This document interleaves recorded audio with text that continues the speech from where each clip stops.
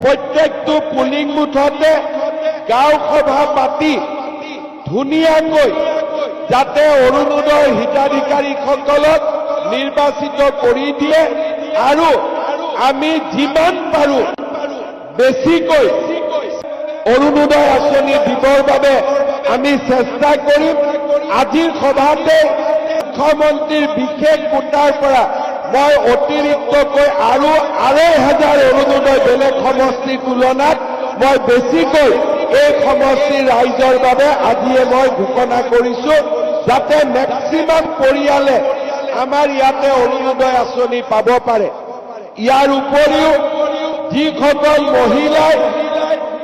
আমাৰ উদ্যমিতা আঁচনিত আবেদন কৰিছে, ১০,০০০ টকাটো কেতিয়া আহিব চিন্তা কৰি আছে, আপোনালোকে চিন্তা নকৰিব, নিৰ্দিষ্ট সময়ত ধুনীয়াকৈ ১০,০০০ টকাটো সোমাই